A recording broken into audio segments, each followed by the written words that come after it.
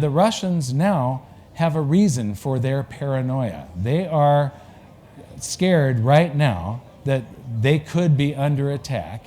And here's one of the reasons. This is a map of the former USSR, which after World War II had taken control of countries like Estonia, Latvia, Lithuania, Belarus, Ukraine, Kazakhstan, and so on. And then we have here the Eastern Bloc countries, Poland, Romania, East Germany, and so on. And this is what was called the Iron Curtain. And you'll notice here, the USSR, through their allies here, had direct access to the Mediterranean and access to the Atlantic through the Straits of Gibraltar, or from their bases in the Black Sea through the little straits there at Turkey, very narrow straits. Then, in 1949, NATO was created, the North Atlantic Treaty Organization. The US and Canada are not on this map, but basically it's the United States protecting countries that sign up with it. And the deal is that if you're a member of this organization and somebody attacks you, it's like they're attacking everybody in the organization. It's a promise to come to each other's defense should any one of them be attacked. So here we have NATO in 49, and then we've got Turkey and Greece added in 52, and then in 55 we've got West Germany and Spain in 82, and then in 1990, East Germany, the Iron Curtain retracted closer to the USSR, and Albania, a few years before, left the Warsaw Pact countries, the Eastern Bloc countries, and so the Russians lost their direct access to the Mediterranean.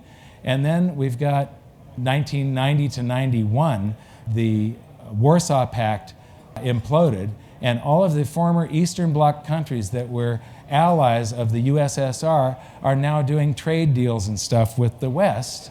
And then in 1999, the USSR implodes and they lose all of the former territories that were just like states or provinces of the USSR. They now become independent countries, and former Eastern Bloc countries of Poland and Czechoslovakia, Hungary, Romania, Bulgaria, and former territories. This was part of the USSR, Estonia, Latvia, Lithuania, and now they've changed sides. They're allied with the Americans now. And then some more countries in 2009. So this is what it looks like today. This is what it looked like in 1949. And look at the buffer zone that Moscow had from everywhere, and look at where it is today. The threat is now right on their borders. And to get to the Atlantic from any port here, they have to go from the Black Sea through these straits that are now monitored by NATO countries. So their subs and their warships, and they retained this little area right here is Russia, but they've got to go through those straits at Denmark that are also monitored by NATO. And it takes 9 more hours now to get a ship from this little piece of Russia right there to the Atlantic than it used to. So they've got a good reason to think they're under threat. Russia wants war. Look how close they put their country to our military bases. They feel surrounded. Now, just 2 months ago, Putin did a press conference. We, the United States, left the Anti-Ballistic Missile Treaty of 1972 in 2004. We left that treaty, the whole thing, the treaty dissolved, and we are now installing anti-ballistic missiles in Romania. And he's giving this warning. And you know what's really funny about this is the shoe is now on the other foot. Back in 1967, Lyndon Johnson met with Premier Kosygin of Russia, and Russia had just created anti-ballistic missiles and an installation to protect Moscow. And the problem with that is that our response was, well, what we'll have to do is just create more offensive weapons. We're not going to invest in anti-ballistic missiles. They're very expensive. They don't work that well. And we developed things like the multi-independently targetable re-entry vehicles, the MIRV warheads, where we put 10 nuclear bombs on one missile, each one 24 times the power of Hiroshima. And so you've got 240 times the Hiroshima atomic bomb coming in, and 10 of them are independently targetable. And that was to overwhelm the anti-ballistic missile defense system of Moscow.